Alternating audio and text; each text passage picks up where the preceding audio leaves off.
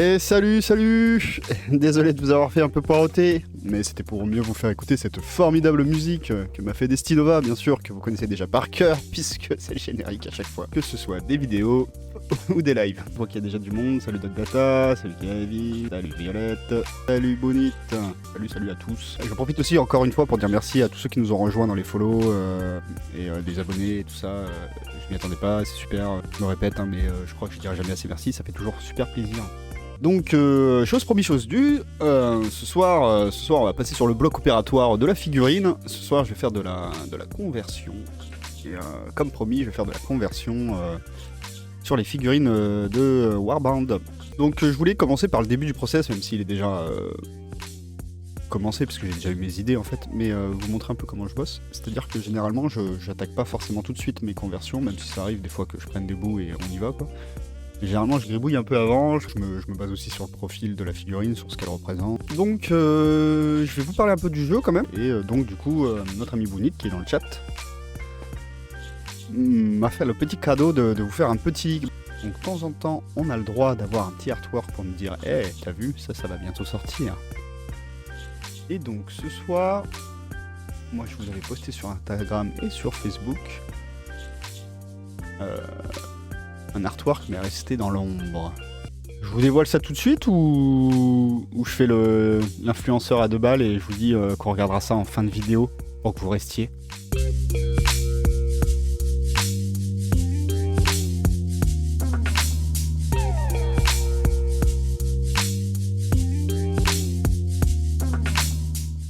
Donc voilà Warband, le jeu et la gamme complète. Là je suis sur le site de la boutique.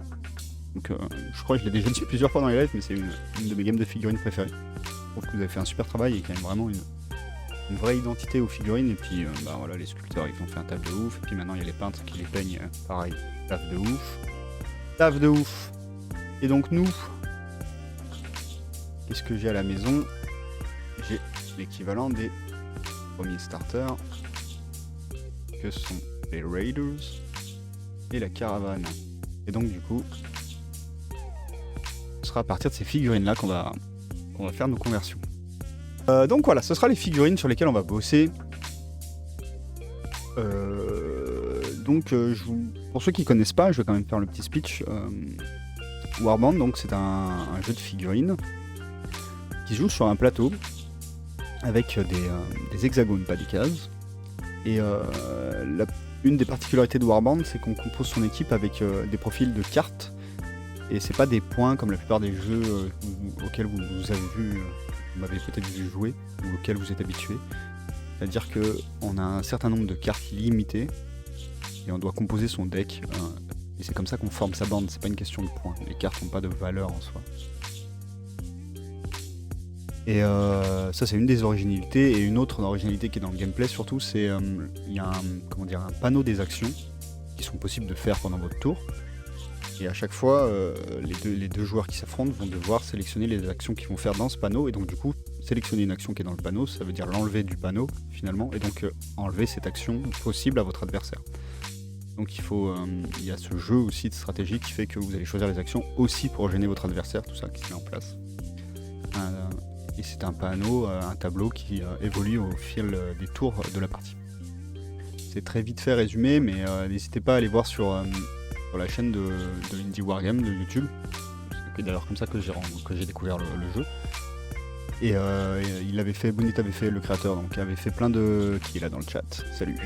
Avait fait plein de vidéos plutôt typées game dev. Et c'est d'ailleurs c'est con, hein, mais c'est une des productions de vidéos sur YouTube qui m'a motivé moi aussi à me lancer à faire ces petites sessions game design comme j'ai fait hier. Sauf que lui est plus marrant en vidéo que moi hier en live, désolé les gars, mais il fallait y passer par le tableur. Hein. Je vous ai dit que je vous montrerai toutes les étapes de création. Et encore je suis gentil, je vous fais un live avec le tableur, alors que moi c'est ma vie que je passe avec le tableur pour équilibrer le jeu. Enfin bref. Mais c'est de la vidéo YouTube, donc déjà c'est monté, il vous parle de ses réflexions, de l'évolution du jeu, et ça c'était comme ça que ça avait commencé finalement. Et du coup depuis, il y a des vidéos, il y a même des rapports de bataille où on voit une partie en entière. Il y a des explications des règles, tout ça, et donc si vous voulez aller un peu plus loin, je vous invite plutôt à aller regarder des vidéos qui sont beaucoup mieux faites que moi vous répéter ça rapidement. Ça c'était voilà, c'est les premiers starters qui sont sortis. J'avais pour idée, même si là en premier plan c'est ma figurine préférée de la gamme. Je l'ai dit, je le redis, c'est ma première conversion, je l'avais fait dessus d'ailleurs. Après, quand j'aurais changé le setup de caméra. Mais moi j'étais parti dans l'idée de faire une faction caravane avec pareil, hein, à peu près les mêmes profils, mais de tous les transformer en comme les cops à l'arrière. Faire une faction de flics quoi. Donc en gros on a tout cela plus l'Oshigoru. L'Oshigoru qui est celui-là du fond. Mais on veut que ce soit que des cops. On va te mettre en produit, merci. Donc Jean-Michel Cop.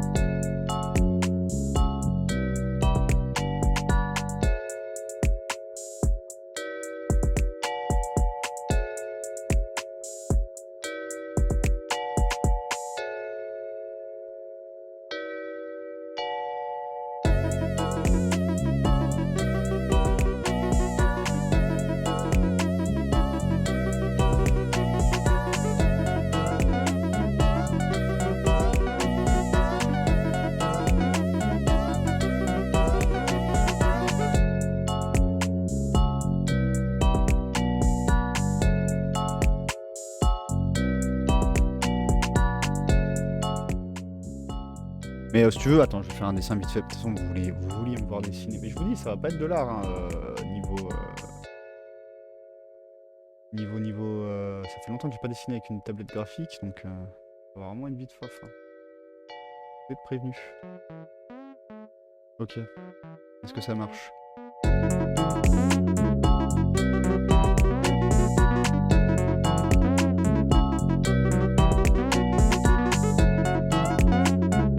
Et surtout, ce que j'avais rajouté moi sur mes figues à l'époque, sur mes dessins, c'est un truc que les flics en intervention, moi ce que je me rappelle le plus, ce que j'ai vu en intervention, c'est la BAC.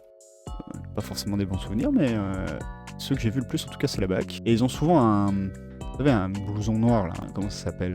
Aidez-moi. Comment s'appellent ces blousons noirs qu'ont souvent les baqueux ou les skinheads d'ailleurs aussi? Bomber, merci Dogdata. En plus, de mémoire, le Bomber, j'aimais bien la couleur, ceux avec l'intérieur en orange, là, comme ça, c'était cool.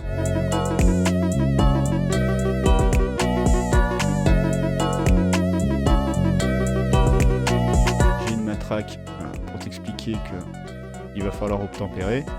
Et j'ai un flingue parce que si t'as pas compris qu'il fallait obtempérer, il va falloir t'expliquer autrement. Ça, c'était l'idée de l'époque. On peut voir si on peut pas mixer en fait les deux idées quoi. Premier trick de conversion, on n'a pas commencé à convertir, mais premier trick de conversion, l'ajout de ce petit Bombers, ça va nous simplifier la vie en fait. Parce qu'on va le travailler par exemple en green stuff, une pâte qui colle, qui plus est. Et ça va nous permettre, même avec le même modèle, parce que là en plus on se met une difficulté, enfin je nous mets une difficulté pour ce soir, c'est qu'on va bosser sur quand même un modèle unique de base. Donc en gros on bosse sur des clones et on essaye d'en faire des gars vraiment différents les uns des autres. Donc on se complique grave la tâche, d'aller prendre des corps différents. Et donc d'avoir le blouson, ça va nous permettre de sculpter une partie qui va énormément nous faciliter pour pouvoir changer les poses des bras et tout ça, et travailler les poses du corps, comment on met les bras, tout ça. Grâce à ce petit blouson. C'est tout con, mais ça va beaucoup nous aider pour faire ça. Mais quitte à mettre le petit blouson, autant le mettre sur toute la team. Donc si par exemple j'essayais de redessiner un cop, mais que je le modifiais comme ça.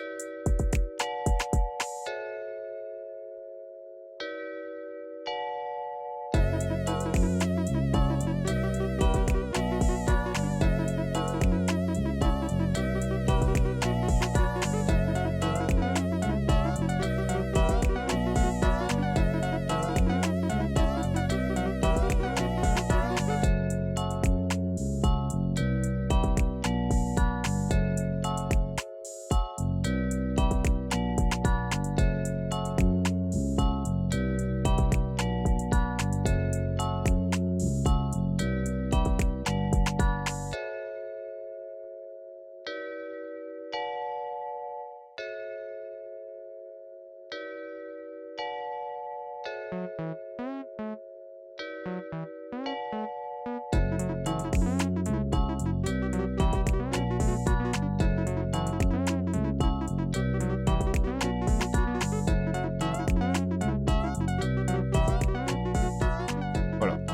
Ça, c'est l'idée pour les copes. Qu'est-ce qui nous reste? L'analyste. Ah, l'analyste, on peut faire un truc rigolo. Tu sais, le petit robot qui est là. C'est Nono le robot. Donc, vous avez compris, je pense, même sans jouer au jeu, l'analyste, c'est le petit gars. C'est la reroll, mais c'est le mec qui est pas puissant, quoi. En plus, il faut savoir qu'il peut avoir un café dans la main. Là, il peut avoir le point comme ça, comme on le voit. Et à la place de ce main-là, il peut avoir une main qui a un café. Il a une main alternative. Bref. Ce qui peut être drôle, vu que c'est censé être notre Babtou fragile, l'analyste. En plus, ça ira bien avec les private jokes qu'on se fait souvent. Et que ça peut être un peu le chef de la bande, finalement. Mais du coup, on pourrait en faire un espèce de Colombo. Tu vois, sur, si on arrive à lui resculpter un... Bon, je vais dessiner très mal. Bah, vous voyez tous la veste de Colombo, quoi.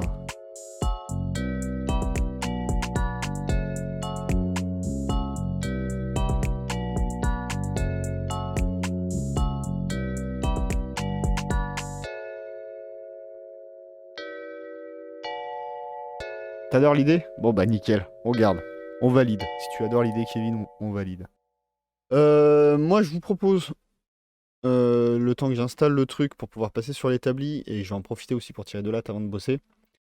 Je vous mets un petit écran de pause. On se fait juste 10 minutes de pause. Et je reviens avec le matos installé comme il faut.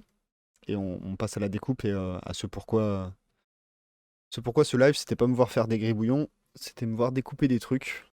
Ah, et pour ceux qui l'avaient pas vu, je vais en profiter pour vous montrer ma première conversion à Warband. C'était mon splatter que j'appelais l'illuminé. Je trouve que ça lui va bien comme nom.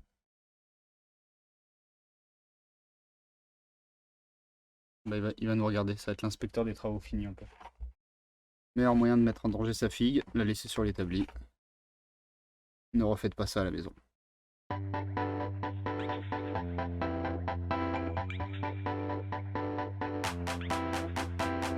Let's go. Donc on décapitage de tête parce que on veut lui mettre cette tête là. On va dire enlever les bouts qui craignent, on va l'abîmer. On va vraiment l'attaquer sur la base du coup. Et on va plutôt couper progressivement tout autour. Essayer de choper le maximum d'éléments sans faire d'erreur de coupe. Donc petit tricks, des fois pour savoir comment je vais le placer et tout avant, je prends de la pâte à fixe. C'est un trick assez connu, hein. Alors typiquement pour les membres c'est bien pratique. Ça te permet de visualiser en amont la pose qu'on va lui donner. Il faut orienter sa tête en fonction de là où il va frapper. On va essayer de garder une certaine logique. Et du coup, comme on savait pas trop quoi faire de son autre bras, le fait que le reste soit placé, bah, ça va être beaucoup plus facile pour nous d'envisager une pose cohérente.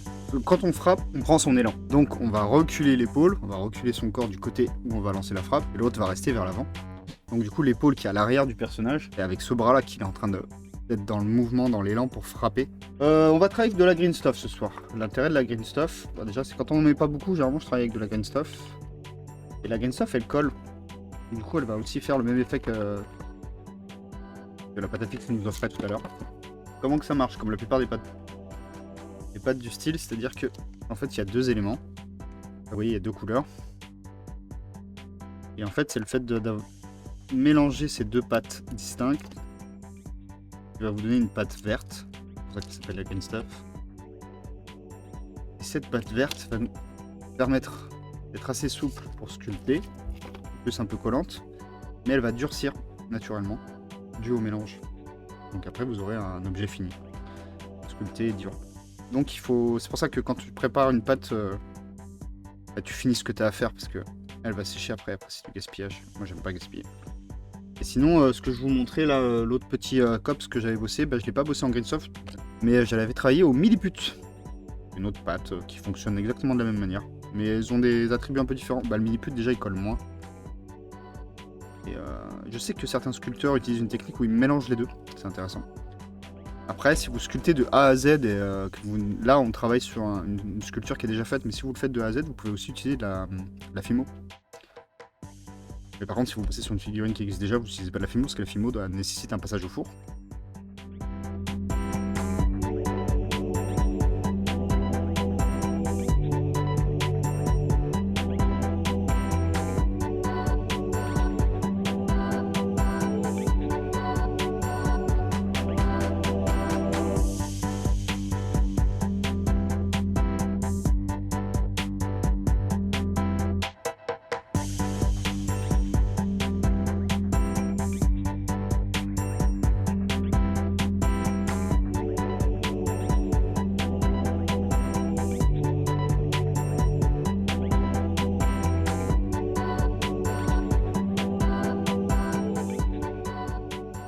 Pour travailler plus en souplesse, moi j'ai ça.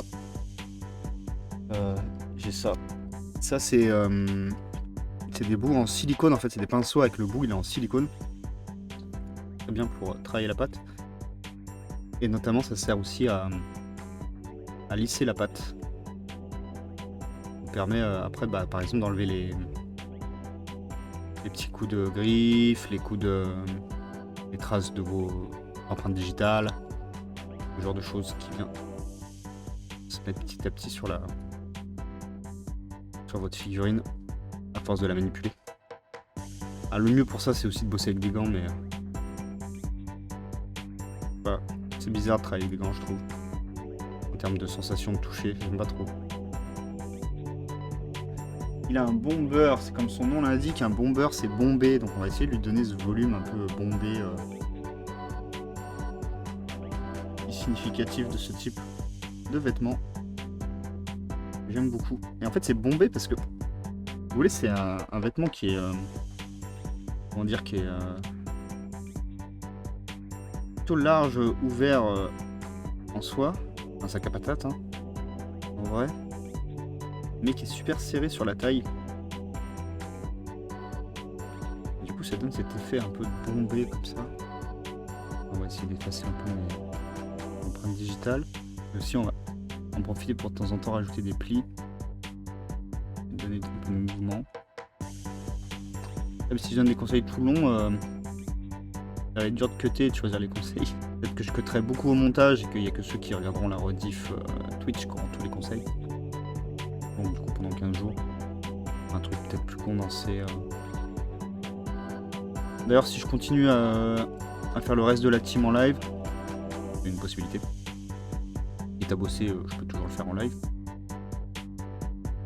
Je ferai sûrement dans des lives un peu sauvages, improvisés, donc guettez de votre côté de temps en temps. Regardez si je suis en live, si ce genre de live vous intéresse. Je ne vais pas forcément l'annoncer à chaque fois sur les réseaux.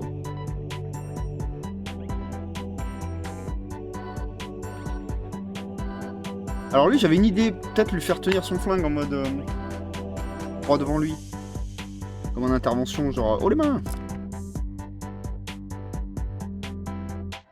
On va faire la technique de la pâte à fixe pour essayer de placer les bras, voir ce qu'on peut faire.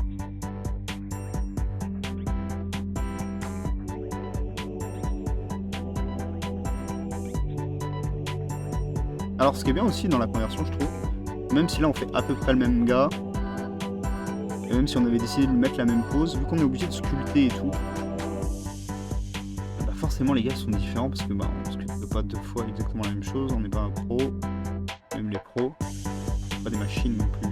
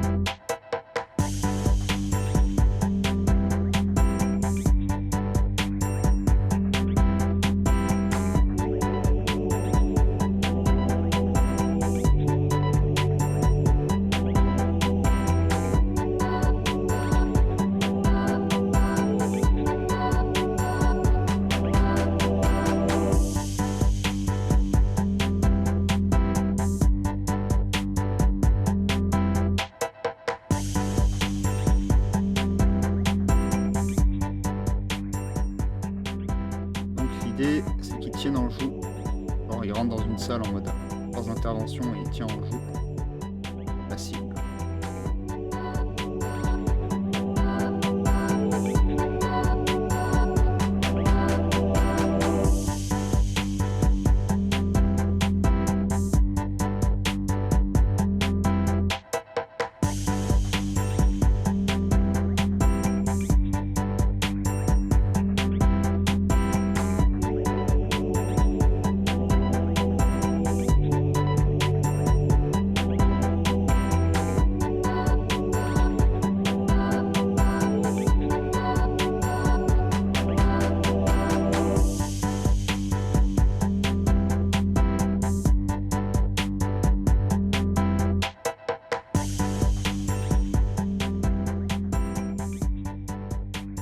Ah, là, on peut peut-être essayer de forcer un peu pour donner du volume.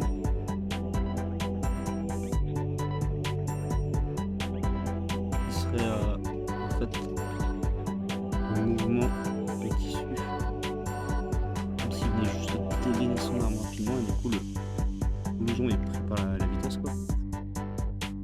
Ah, il est pas mal. Assez content.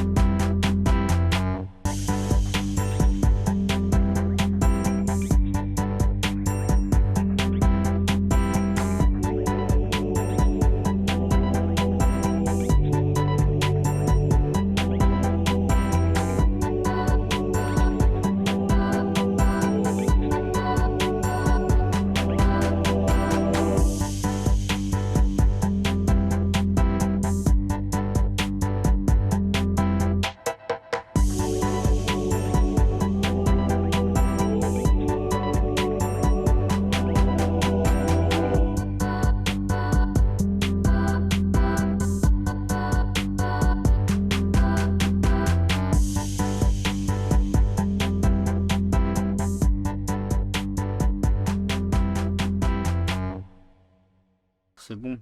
Moi, je les aime bien comme ça. Je les trouve bien comme ça. On va pas toucher plus. Bien comme ça. Du coup, j'ai de la pâte perdue. Bah écoute, c'est tout ce qui arrive.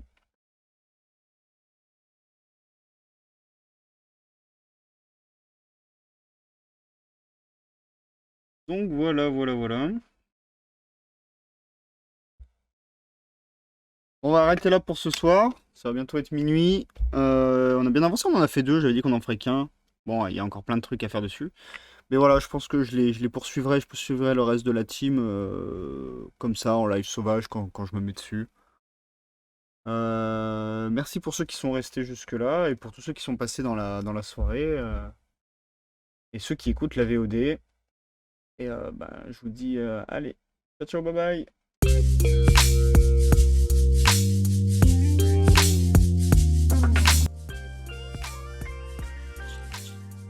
C'est ça. Who's that Pokémon? Rakaillou.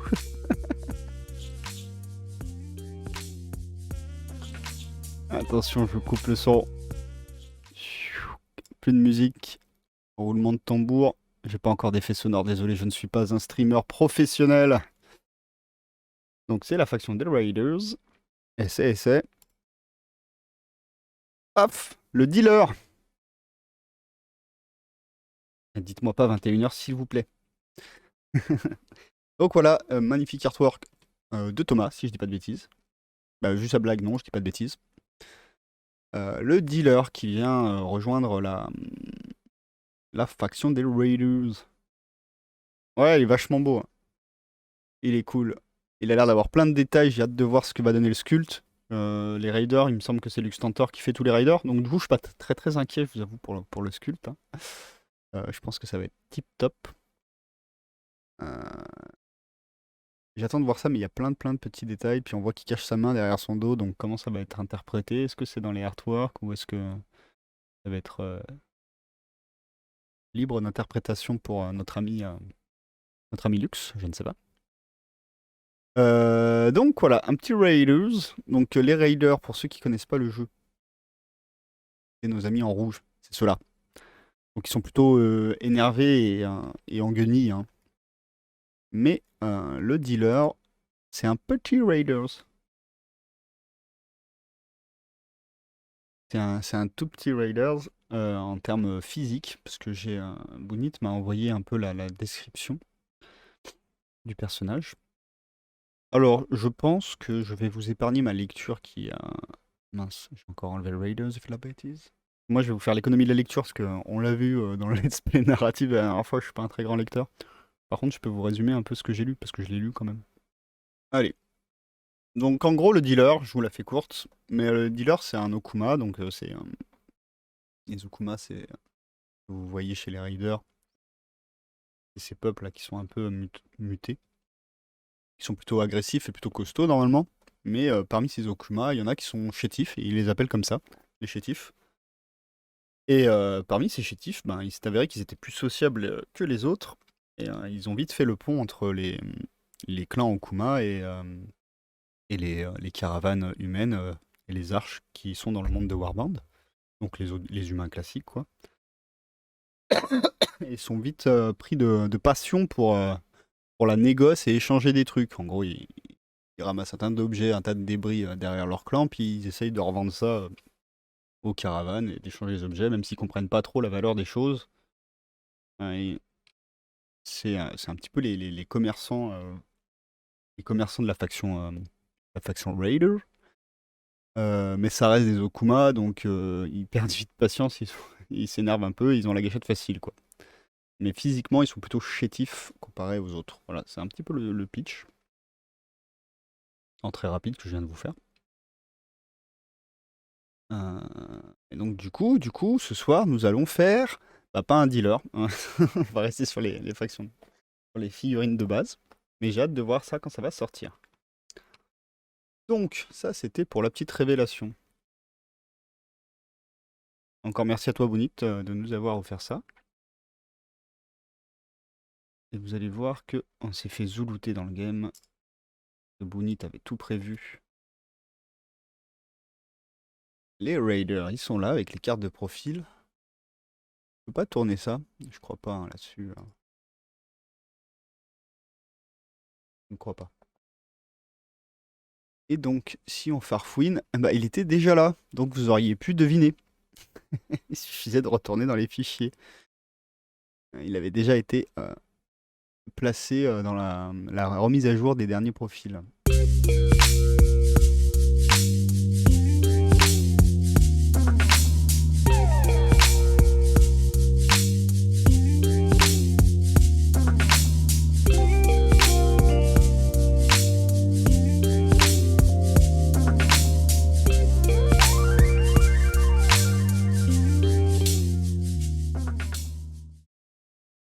Puis on aura peut-être besoin de sa mimine, l'autre mimine là. Donc on va la découper aussi. Par contre elle est toute petite donc il va pas falloir la perdre. Ce sera un peu con. Non, voilà, j'ai dit fallait pas la perdre, je l'ai fait voler. Ne refaites pas ça à la maison. Ah puis vu comme elle est petite, c'est bon, elle est perdue. Hein.